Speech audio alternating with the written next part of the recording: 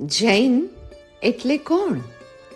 જૈન એટલે નવકારને ગણનાર. અન્ય સૂત્રો ન આવડે તો બીજાએ બોલેલા સૂત્રો સાંભળીને પણ ચાલી શકે, કિંતુ નવકાર મહામંત્ર તો પોતે જ બોલવો જોઈએ. તેથી દરેક જૈને તેને મુખપાઠ કરવાનો હોય છે. નવકાર જાણે તે જૈન અને નવકાર ગણે તે જૈન. એમ જ્ઞાન અને ક્રિયા ઉભય સ્વરૂપ મોક્ષ માર્ગનું આરાધન પ્રત્યેક જૈનને રહેલું છે. તે આરાધનાથી સર્વ પાપનું અર્થાત સ્વાર્થ ભાવનાનો નાશ થાય છે અને સર્વ મંગળોમાં પરોપકાર ભાવરૂપ પ્રથમ મંગળની પ્રાપ્તિ થાય છે.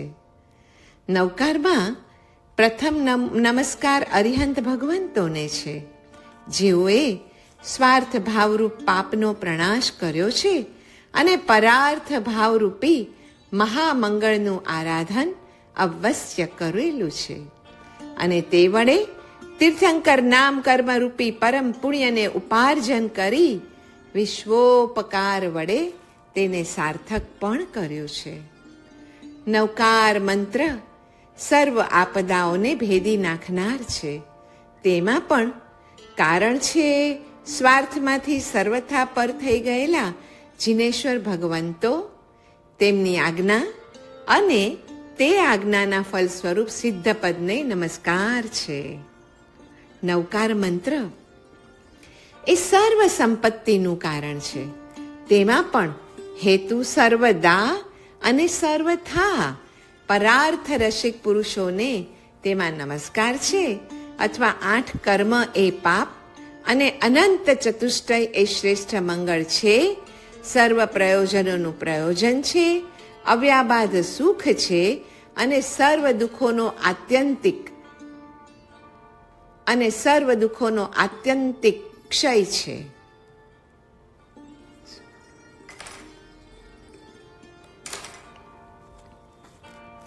અને સર્વ દુઃખોનો આત્યંતિક ક્ષય છે. દુઃખનો ક્ષય કર્મ ક્ષયથી છે. કર્મનો ક્ષય ચિત્તની સમાધિ વડે થાય છે અને ચિત્ત સમાધિ બોધિ લાભ વડે થાય છે. પણ બોધિનો લાભ શેનાથી છે?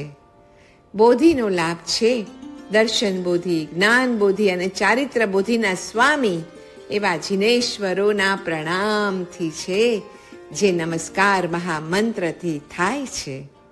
સિદ્ધ આદિનો પ્રણામ ગર્ભિતપણે જિનેશ્વરોના જ પ્રણામ રૂપ છે. જિનેશ્વરો જ સકલ કર્મના ક્ષયથી સિદ્ધ છે, આચારના પાલનથી આચાર્ય છે, અધ્યાપક સ્વરૂપે પાઠક છે અને સહાય રૂપે સાધુ કે મુનિ છે. પંચ પરમેષ્ઠીને નમસ્કાર એ સર્વ પાપ કર્મોનો, દુઃખ દારિદ્ર્યનો ચૂરક છે અને સર્વ મંગળોનો, સમાધિ બોધિનો જનક છે. સમાધિ સમતા સ્વરૂપ છે અને તે રત્નત્રય સ્વરૂપ બોધિ અને તેની આરાધનાનું જ ફળ છે. નવકાર મંત્ર એ જ આત્મા. ફરી ફરીને એ જ કહેવાનું મન થાય છે કે નવકાર મહામંત્ર એ જ આત્મા. જગતના તુચ્છ સુખોની ખાતર આત્માને ન ભૂલવો જોઈએ, અર્થાત નવકાર મહામંત્રને સદા સ્મરણમાં રાખવો જ જોઈએ. નવકાર મંત્ર આત્માની યાદ આપનાર છે. શુભ અશુભ ઉભય પ્રસંગો, જેમ કે જન્મ મરણ, સંપત્તિ વિપત્તિ, આત્મિક કાર્ય કે સંસાર વ્યવહારનું કાર્ય, આવા ઉભય પ્રસંગો કર્મકૃત છે એમ માની નિશ્ચળ મનથી નમસ્કાર સ્મરણ, આત્મસ્મરણ કરવું જરૂરી છે. શ્રી નમસ્કાર મહામંત્રને મહાશ્રુત સ્કંધ અને સર્વશ્રુત સ્કંધમાં વ્યાપક કહેલો છે. તેનું કારણ છે સર્વશ્રુત સ્કંધ આત્મજ્ઞાનને માટે છે. તે જ્ઞાન નવકાર મહામંત્ર સ્પષ્ટપણે કરાવે છે. જ્ઞાનની સાથે શ્રદ્ધા અને આચરણ જોડાયેલા છે. તેથી આત્મજ્ઞાન, આત્મશ્રદ્ધા અને આત્મરમણતા ત્રણેયનો હેતુ શાસ્ત્ર વચનની જેમ નમસ્કાર મહામંત્ર જ છે, કેમ કે તેમાં સઘળાએ શાસ્ત્રોનો સાર, આત્મવિષયક જ્ઞાન, શ્રદ્ધા અને પરિણમન રહેલા છે. તેથી જ તેને વિધિપૂર્વક, એકાગ્રતાથી, દ્રઢ શ્રદ્ધાથી, આદર બહુમાનથી, વિસ્મય, પુલક અને પ્રમોદથી, અર્થાત વંડર, જોય અને લવ, આ રીતે ગણવો જોઈએ. તેના સ્મરણ વખતે ક્ષુધા, તૃષા અને શ્રમ શમી જાય.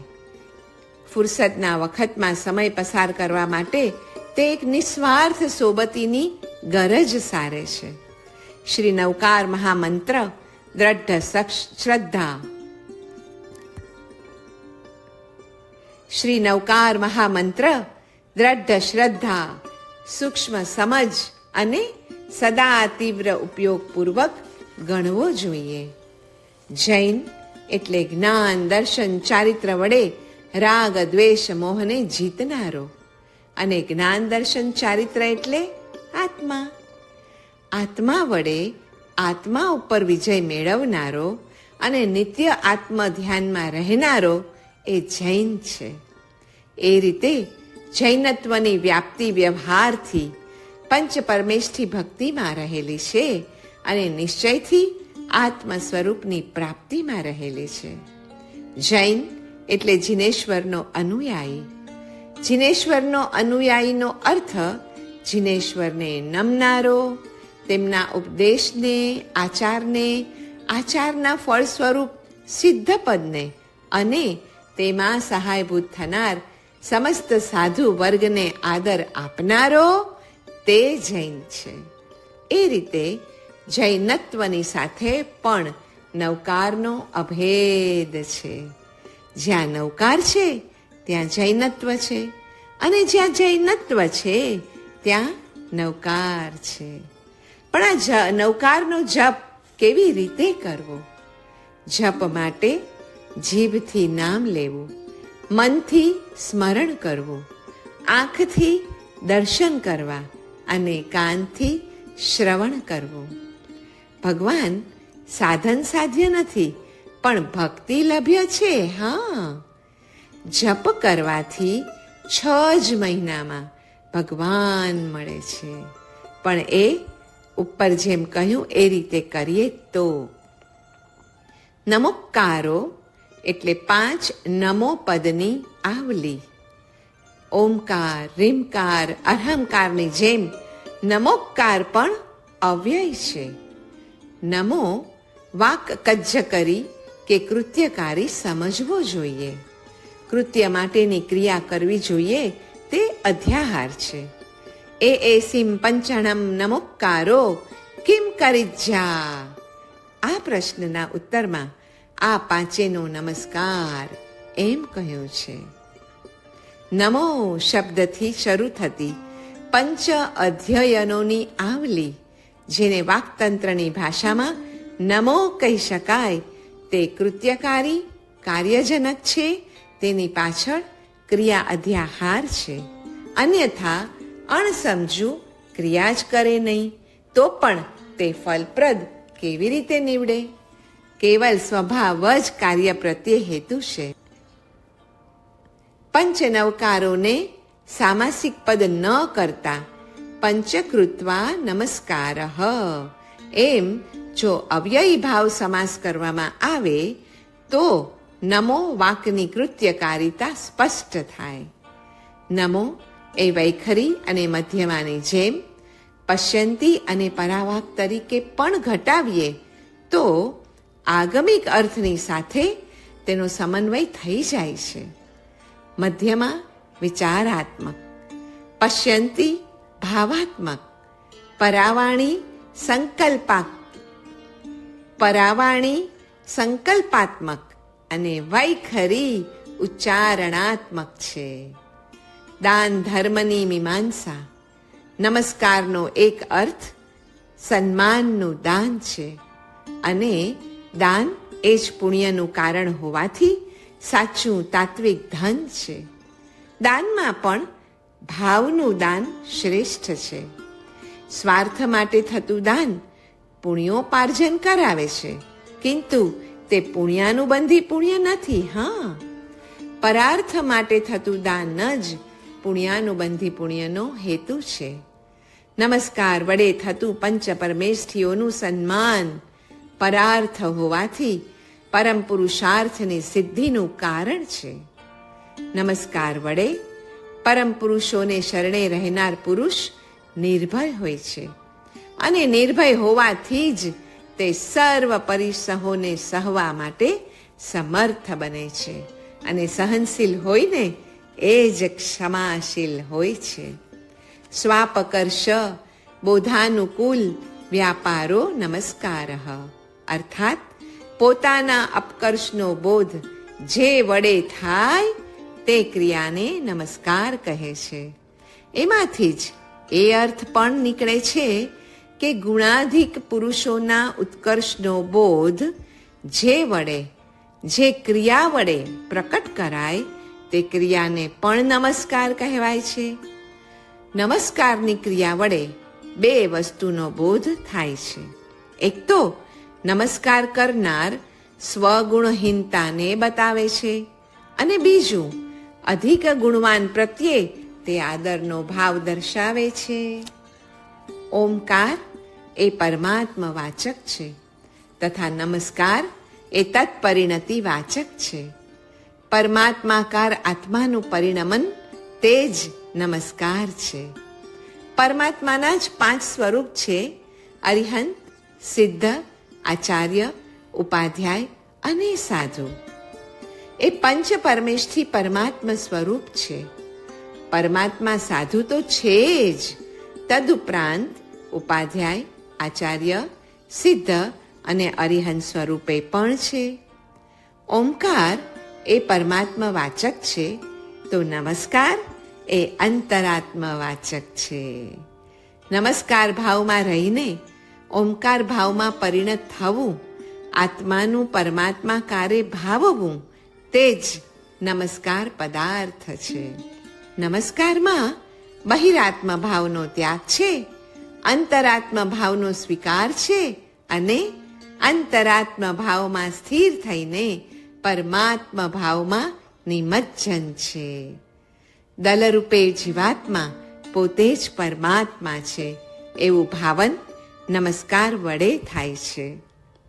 નમસ્કાર ભાવમાં બહિરાત્મા ભાવનો ત્યાગ, અંતરાત્મા ભાવનો અંગીકાર અને પરમાત્મા ભાવમાં અંતરાત્માનું સ્થાપન સમાઈ જાય છે, અને તેથી જ નમસ્કાર એ સર્વશ્રુતમાં શિરોમણીભૂત શ્રુત મનાય છે.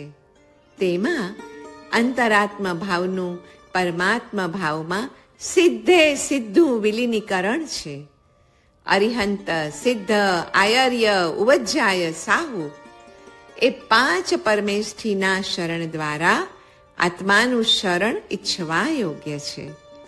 લક્ષ્ય દ્વારા અલક્ષ્ય, સાલંબન દ્વારા નિરાલંબન, સ્થૂલ દ્વારા સૂક્ષ્મમાં જવું એક સાચો ક્રમ છે.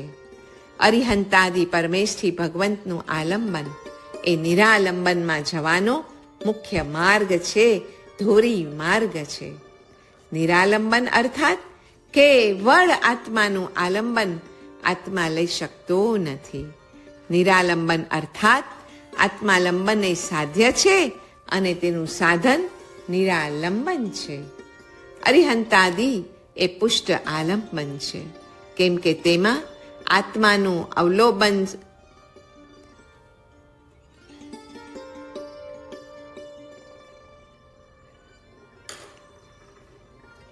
અરિહંતાદિ એ પુષ્ટાલંબન છે, કેમ કે તેમાં આત્માલંબન સુધી પહોંચેલા પરમ પુરુષોનું આલંબન છે.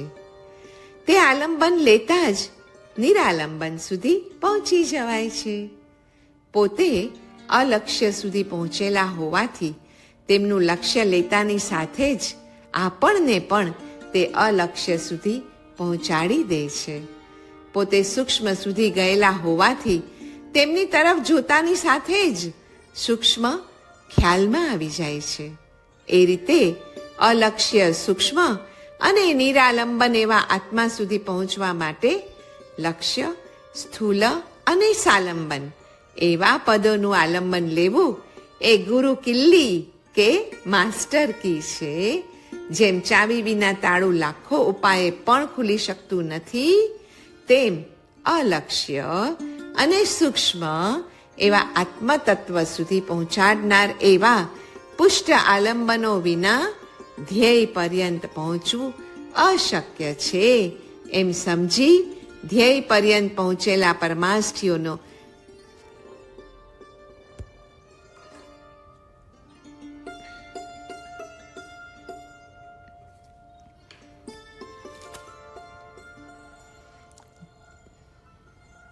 તેમ અલક્ષ્ય અને સૂક્ષ્મ એવા આત્મતત્વ સુધી પહોંચાડનાર એવા પુષ્ટાલંબન વિના ધ્યેય પર્યંત પહોંચવું અશક્ય છે એમ સમજી ધ્યેય પર્યંત પહોંચેલા પરમેષ્ઠીઓનો નમસ્કાર વિહિત છે. અરિહંતના નમસ્કારમાં સિદ્ધ, સિદ્ધિનો માર્ગ, સિદ્ધિ માર્ગના સાધક અને એ સાધનાને નહીં પામેલા સમગ્ર જીવલોકનું ગ્રહણ થઈ જાય છે. તો સિદ્ધ નમસ્કારમાં અરિહંત અને જીવલોકનું ગ્રહણ થઈ જાય છે. આચાર્યના નમસ્કારમાં આચાર્ય, સિદ્ધ, અરિહંતો અને જીવલોકનું ગ્રહણ થઈ જાય છે. ઉપાધ્યાયજીના નમસ્કારમાં આચાર્ય, સિદ્ધ, અરિહંત અને સમસ્ત જીવલોક તથા સાધુના નમસ્કારમાં ઉપાધ્યાય, આચાર્ય, સિદ્ધ, અરિહંત અને મૈત્રી, પ્રમોદ, કારુણ્ય, માધ્યસ્થના વિષયભૂત એવા સર્વ જીવલોકનું ગ્રહણ થાય છે. આ પાંચેને કરેલા નમસ્કારમાં પાંચ પરમેષ્ઠી અને સમગ્ર જીવલોકનું ગ્રહણ થઈ જાય છે. એ ગ્રહણ જ સર્વ પાપ પ્રણાશક અને સર્વ પ્રકારના મંગળોમાં સર્વશ્રેષ્ઠ મંગળરૂપ બનીને નમસ્કાર કરનારનું કલ્યાણ કરે છે. સ્મરણ એવા મંત્રનું કરવું જોઈએ કે જેને ન આદિ હોય, ન મધ્ય હોય કે ન અંત હોય. એવો મંત્ર કોઈ સંત મહાત્મા પાસેથી જાણી લેવો જોઈએ. નવકારમાં નમસ્કાર, નમસ્કાર્ય, નમસ્કર્તા અને ચૈતન્ય પર સામાન્ય, અપર સામાન્ય, વિશિષ્ટ ચૈતન્ય અને શુદ્ધ ચૈતન્યનું પણ ગ્રહણ થઈ જાય છે.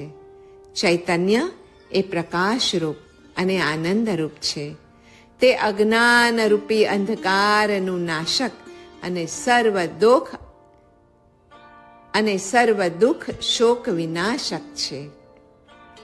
મારે જો પાપ અને પુણ્ય એ બંનેને કાપવા હશે તો નવકાર સ્મરણથી એ ભાર ત્રણેય પ્રકારે ઉતરી જશે. પ્રભુના નામનું કેવળ રટણ નહીં પણ રમણ, સ્મરણ, ચિંતન અને ધ્યાન કરવું. ભગવાનની જુદાઈ નહીં પણ જોડાણ, દ્વૈત નહીં પણ અદ્વૈત, ઐક્ય, અનુસંધાન અનુભવવું. પ્રભુ નામના રટણ વડે ચિત્તની શાંતિ અને સમતા મેળવવાનો આ અમોઘ કિમિયો છે. પ્રણવના ધ્યાન બાદ સુણાતો એવો દિવ્ય ધ્વનિ શું છે? મંત્ર જાપ વડે જે અનાહત ધ્વનિ સંભળાય છે ને, અને જે સંગીતમય હાર્મોનિયસ મેલેડી જેવો છે, તેને જ બીજા શબ્દોમાં દિવ્ય ધ્વનિ કહેવામાં આવે છે. સાંભળવાની ક્રિયા થાય છે ત્યાં સુધી તે શબ્દ ધ્વનિ છે. અનાહત નાદ એ નિમિત્ત છે અને સાંભળનારો ઉપાદાન છે. ત્યાર પછી અવ્યક્ત અર્થાત સચ્ચિત આનંદ એ ત્રણેયની સમાપત્તિ રૂપ આત્માનું સ્વરૂપ માત્ર રહે છે, જેને આઈ એમ કે અસ્મિતા માત્ર કહી શકાય. પ્રણવના ધ્યાન બાદ આવો અનુભવ સ્વાભાવિક બને છે. શ્રી પંચ પરમેષ્ઠી ભગવંતોની ભક્તિ શા માટે કરવી? માનવનો જન્મ પામીને કરવા લાયક કાંઈ પણ હોય તો તે શ્રી પંચ પરમેષ્ઠી ભગવંતોની ભક્તિ જ છે.